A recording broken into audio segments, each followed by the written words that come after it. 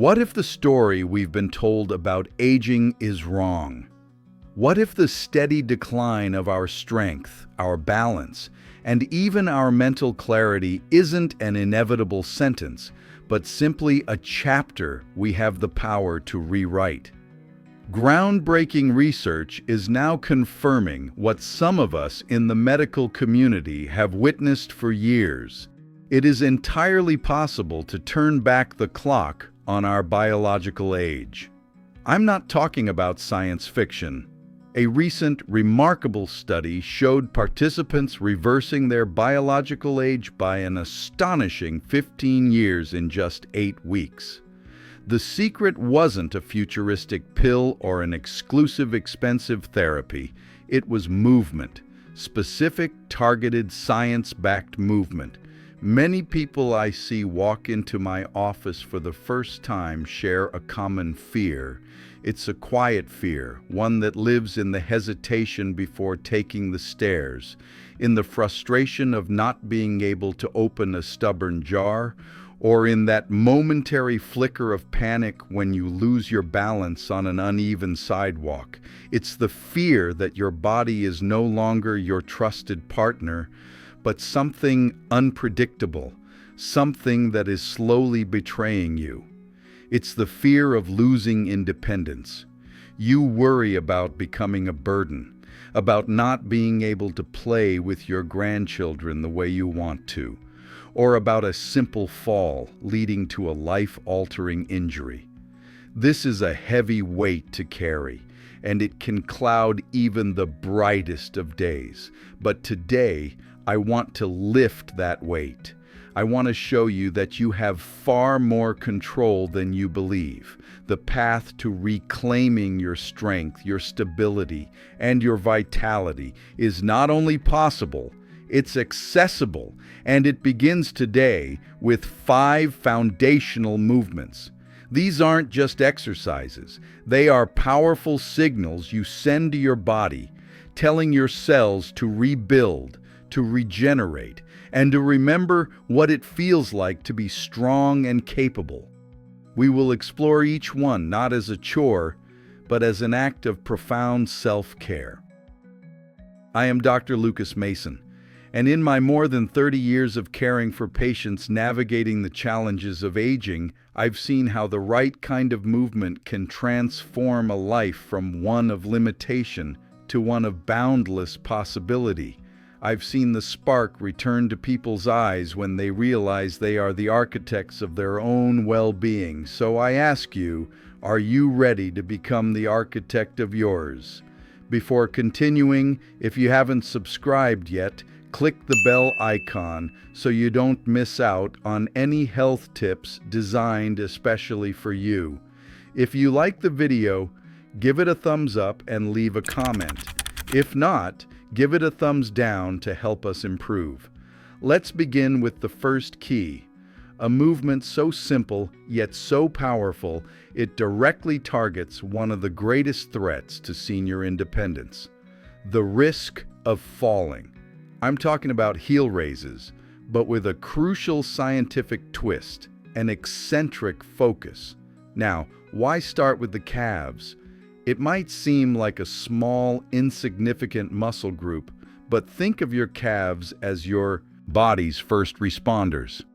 When you trip or lose your balance, it's the explosive power and rapid reaction time of your calf muscles that fire first to catch you, to stabilize you, to prevent a stumble from becoming a serious fall. As we age, we experience something called sarcopenia, the natural decline of muscle mass and strength. This process particularly affects our fast-twitch muscle fibers, the very fibers responsible for those quick, reactive movements. The result? Our reaction time slows, our foundation becomes less stable, and the fear of falling becomes a constant companion. I remember a patient of mine, a wonderful woman named Carol. She was a vibrant, avid gardener, but a simple trip over a garden hose had resulted in a fractured wrist. The physical injury healed, but the psychological wound remained. She became timid, walking with a shuffle, her eyes constantly scanning the ground. Her world had shrunk, all because she had lost trust in her body's ability to protect her. The solution for Carol and for so many others begins with reawakening those calf muscles. This is where the eccentric focus comes in. Most exercises have two phases: the concentric, where the muscle shortens, like lifting the heel, and the eccentric, where the muscle lengthens under tension, like lowering the heel. Research has shown that the eccentric phase is where we build the most strength and stimulate the most muscle repair. It's the braking phase, and it's critical for building control. So here's how we do it, simply and safely. Stand facing a wall or a sturdy countertop for balance.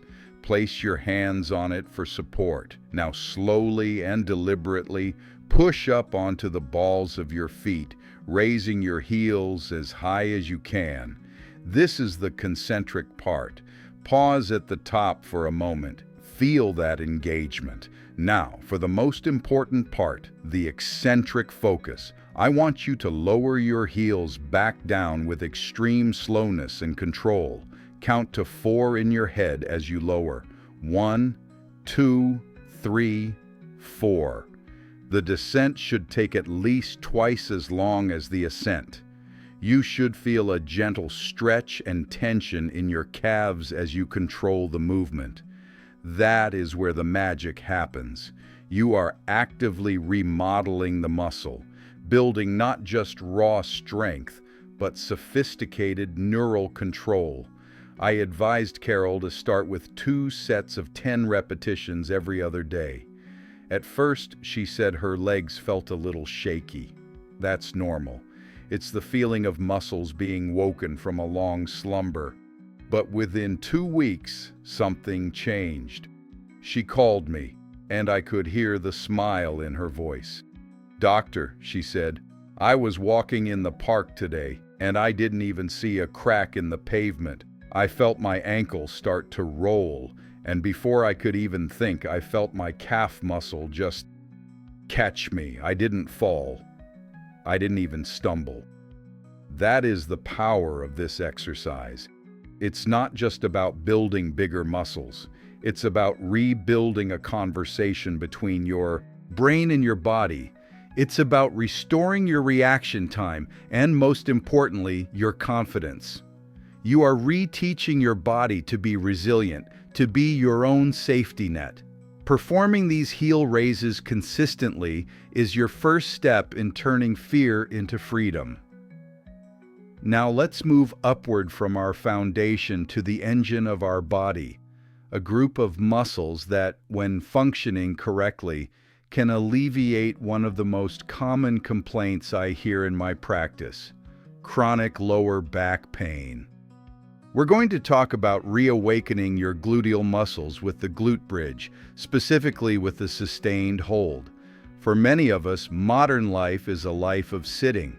We sit to eat, we sit to work, we sit to relax. This prolonged sitting creates a phenomenon I call gluteal amnesia. Your glutes, the largest and potentially most powerful muscles in your body, essentially fall asleep.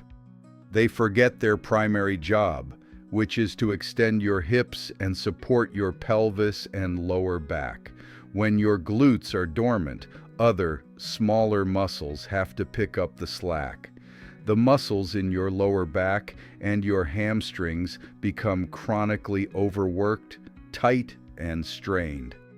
This is often the true culprit behind that nagging, persistent ache in your lower back that just won't seem to go away. It's not that your back is weak. It's that your primary support system is offline. Think of it like a construction crew. The glutes are the strongest workers, meant to do all the heavy lifting. But if they're on a coffee break, the smaller, less equipped workers, your lower back muscles, have to try to do the job. Sooner or later, they're going to get injured. Let me tell you about Robert. a retired accountant who was an avid golfer.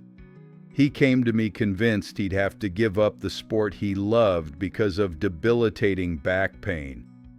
Every swing was a gamble. He had tried everything: painkillers, heating pads, expensive chairs, but the relief was always temporary. The problem wasn't his golf swing, it was his dormant glutes. We started him on the glute bridge with a sustained hold. It's a beautifully simple movement that isolates and forces the glutes to wake up and get back to work. Here's how you perform it safely. Lie on your back on a comfortable surface, like a carpet or a yoga mat.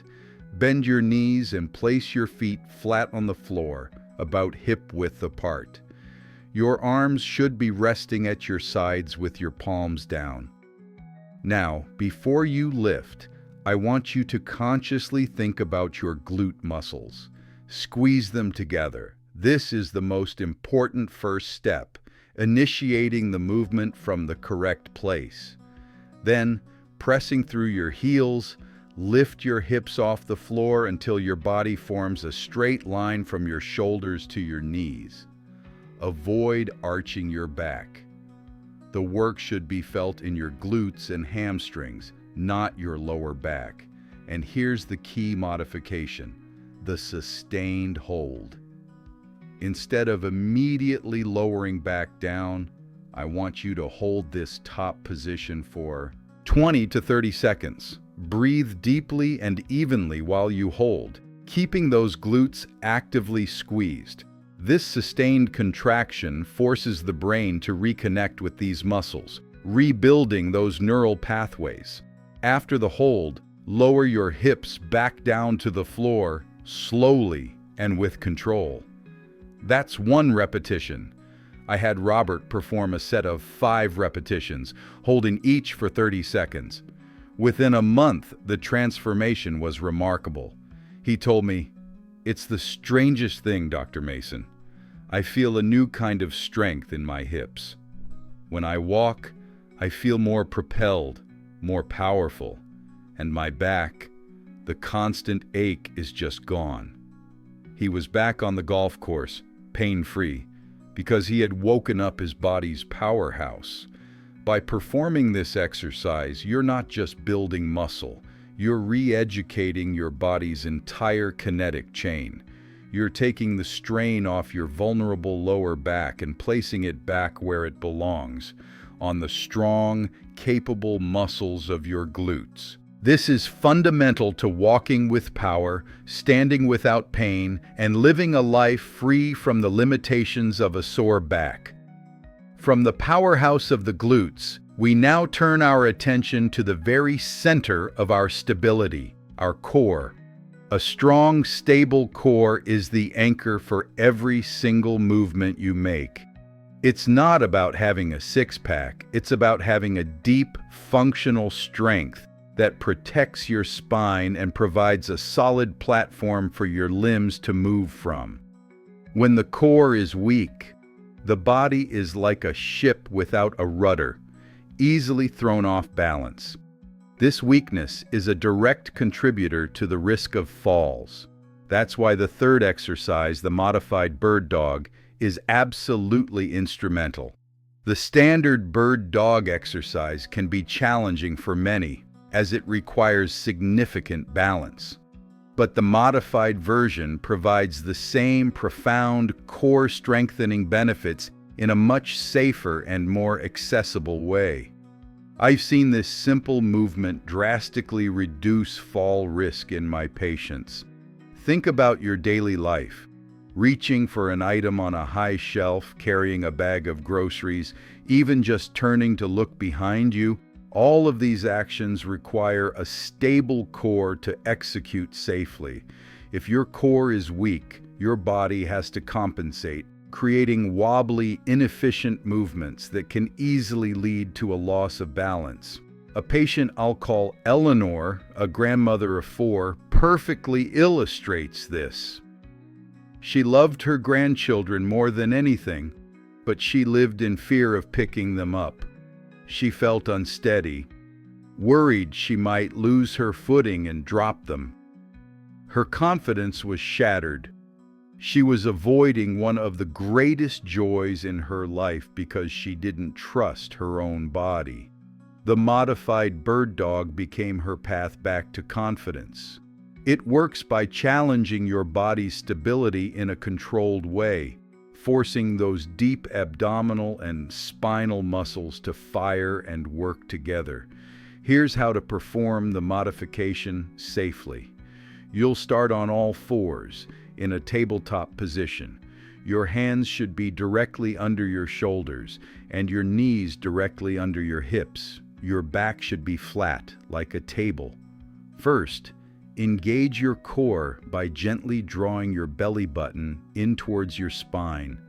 Imagine you're bracing yourself, creating a solid, stable trunk. This is your starting position. Now, instead of lifting an arm and the opposite leg simultaneously, we're going to break it down. Slowly and with absolute control, slide your right foot straight back along the floor until your leg is fully extended. Keep your hips level and square to the ground. Don't lift the leg yet, just slide it. Hold for a moment, feeling your core muscles working to prevent your hips from twisting. Then slowly slide the foot back to the starting position. Now, do the same with the left foot. After you've mastered sliding the legs, we'll add the arms. From the tabletop position, slowly extend your right arm straight forward, keeping your torso stable. Then bring it back. Repeat with the left arm. The goal is to perform these movements without any rocking or shifting in your torso. Your core is the anchor, and only your limbs are moving. Once you feel stable with these individual movements, you can progress to sliding the right leg back while simultaneously extending the left arm forward, then repeat on the other side. This cross-body movement is a powerful way to build coordinated strength and balance. Eleanor practiced this every morning. She said that at first she was surprised at how much her body wanted to wobble. But she focused on moving slowly, on keeping her core tight. Day by day, the wobbling decreased. She felt a new sense of solidity, a feeling of being locked in at her center. About 6 weeks later, she came into my office and her face was just glowing. She showed me a picture on her phone of her lifting her youngest grandson, a huge smile on both their faces. "I did it," she said with tears in her eyes. "I didn't even think about it. I just felt strong and I picked him up." That is the gift of a strong core. It's not about aesthetics. It's about function. It's about the freedom to engage with your life and your loved ones fully and without fear. The modified bird dog is your tool to build that unshakable, centered strength. We've built our foundation with our calves, woken up our powerhouse with our glutes, and anchored our center with our core. Now, it's time to reclaim something many people feel they've lost forever: explosive power. This isn't about lifting heavy weights. It's about the ability to stand up from a chair without using your hands, to climb a flight of stairs with energy, or to quickly step up onto a curb.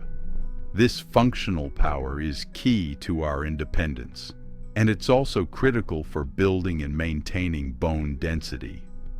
Our fourth exercise, the step up with a knee drive, is one of the most effective ways to restore this vital capacity. The loss of leg power is insidious. It creeps up on you. First, you notice you need to push off the arms of your chair to stand up.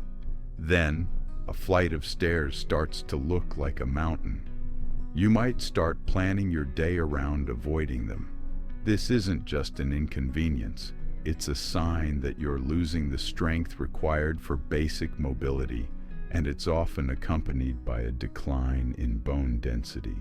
Our bones respond to impact and load. They are living tissue. When we perform weight-bearing exercises that challenge our muscles, we send a signal to our bones to stay strong and dense, which is our greatest defense against osteoporosis and fractures. A gentleman named Arthur, a retired history professor, came to me feeling deeply discouraged. He had always loved to walk, to explore historical sites and nature trails, but he found himself unable to manage even small inclines or a few steps without feeling winded and weak in the legs. "I feel like an old man," he told me, "and I'm not ready to be one." His spirit was willing, but his legs were not. We introduced the step up with the knee drive. This exercise is a powerhouse because it combines a strength movement, the step up, with a balance and power component, the knee drive, all while providing the necessary impact to stimulate bone growth. To do this, you'll need a sturdy, stable step or a low, secure bench. The bottom step of a staircase is often perfect. Stand facing the step. Place your entire right foot firmly on the step. Now, pressing through your right heel, drive your body upward to a standing position on the step. But here's the crucial addition. As you stand up, drive your left knee up towards your chest as if you were marching. This knee drive engages your core and challenges your balance on the standing leg. It transforms a simple step into a dynamic, power-building movement. Hold the top position for a second, feeling stable and tall. Then, with control, lower the left foot back to the floor, followed by the right foot. That's 1 repetition. I instructed Arthur to perform 8 to 10 repetitions, leading with his right leg, and then switch, performing another 8 to 10, leading with his left leg. We focused intensely on form. The power should come from the leg on the step, not from pushing off with the foot on the floor. At first it was challenging. He could only use the very lowest step, and the knee drive was more of a knee lift. But he was consistent. He did his step-ups every other day. Slowly but surely, the power returned. He started to feel a spring in his step that he thought was long gone. 3 months later, he sent me an email with a single photo attached. It was a picture of him, standing at the top of a long stone staircase leading to a beautiful old monument. The caption read, 27 steps, didn't even break a sweat. Thank you, doctor. I feel like myself again. This exercise does more than just build leg muscles. It restores your ability to navigate the world with confidence. It strengthens your bones, improves your balance, and gives you back the power to climb, to explore, and to rise to any occasion, both literally and figuratively. It is a declaration that you will not be limited by a flight of stairs or a steep path. You have the power to ascend. We have now arrived at our 5th and final movement, and in many ways, I've saved the most revolutionary for last. This is an exercise so profound in its benefits that researchers at Harvard have championed it not just for building total body strength, but for its remarkable impact on cardiovascular health and, most excitingly, on cognitive function. I'm talking about the farmer's walk with pauses. This exercise is the ultimate multitasker. It builds strength in your grip, shoulders, core, and legs simultaneously. It elevates your heart rate, providing a robust cardiovascular workout. But its most groundbreaking benefit is what it does for your brain. The act of carrying a heavy load while walking and maintaining posture engages the brain in a unique way. It stimulates the release of brain-derived neurotrophic factor, or BDNF, which I like to call miracle grow for the brain. BDNF promotes the growth of new brain cells, strengthens existing ones, and enhances the connections between them, which is crucial for learning and memory. I think of a patient of mine, a brilliant woman named Margaret, who had been a librarian her whole life. She came to me worried about her memory. She was misplacing her keys, forgetting names, and struggling with the crossword puzzles she once breezed through. She was terrified of cognitive decline, of losing the sharp mind that had been her greatest asset. While we explored many avenues for her cognitive health, the farmer's walk with pauses became a cornerstone of her physical and mental rejuvenation. It's deceptively simple. You'll need two objects of equal weight that you can hold comfortably. This could be 2 dumbbells, 2 kettlebells, 2 grocery bags filled with books, or even 2-gallon jugs of water. The weight should be challenging but manageable, something you can hold on to securely for at least 30 seconds. Here's the exercise. Stand tall, with a weight in each hand, arms straight at your sides. Pull your shoulder blades back and down and engage your core. Your posture should be proud and upright. Now begin to walk forward, taking small, deliberate steps. The challenge is to maintain that perfect posture, resisting the urge to slump forward or lean to one side. Your core has to work incredibly hard to stabilize your body against the pull of the weights. After about 10 steps, we add the pause. Stop walking, but continue to stand tall, holding the weights for a count of 5. This pause intensifies the work on your grip, core, and postural muscles. Then, continue walking for another 10 steps and pause again. I had Margaret start by walking the length of her hallway and back, with 2 pauses in each direction. The first time, her hands were shaking and she was breathing heavily, but she stuck with it. What happened over the next few months was nothing short of extraordinary. Yes, she got stronger. Her posture improved and the chronic ache in her shoulders disappeared. But the real change was in her mind. She told me it was like a fog had lifted. "I finished the Sunday crossword last week, doctor," she said, her voice filled with a pride I hadn't heard in years. "And I'm remembering the names of the characters in the books I'm reading.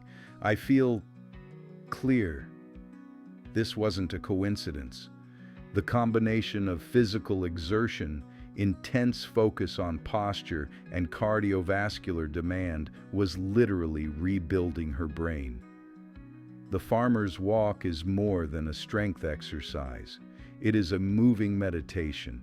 It is a declaration that you are strong enough to carry the loads of life both physically and mentally. By practicing this movement, you are not only building a more resilient body, but a sharper, healthier, and more vibrant mind.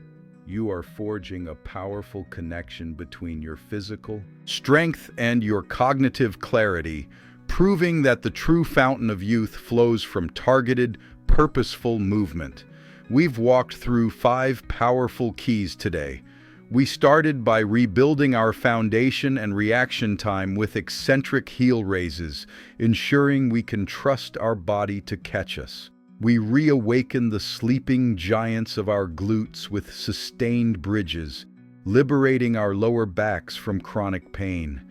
We anchored our center with the modified bird dog, building an unshakable core for profound stability.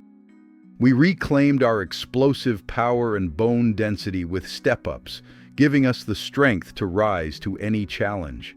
And finally, we integrated our body and mind with the farmer's walk, proving that physical strength is inextricably linked to mental clarity.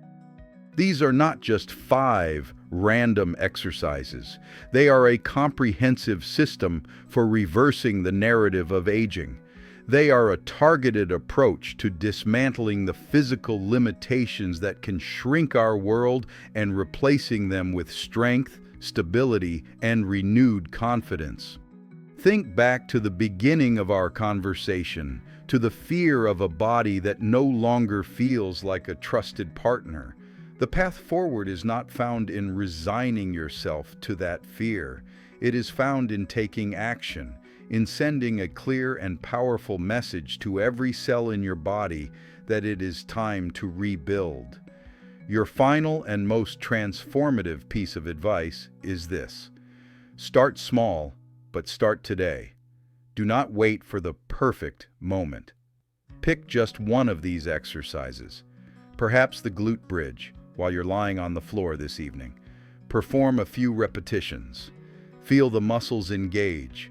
The journey to reversing your biological clock by 15 years doesn't begin with a giant leap. It begins with a single, intentional movement. Your body has an incredible innate wisdom and a profound capacity to heal and regenerate, if only you give it the right stimulus. You are the architect. You hold the blueprint. These 5 movements are your tools. Use them to build a future where you are not defined by your age, but by your strength, your clarity, and your unwavering ability to live life on your own terms. Thank you for sharing this time with me. Take this knowledge and turn it into action. The strongest version of you is not a memory from the past. It is a potential waiting to be unlocked in your future. Begin today.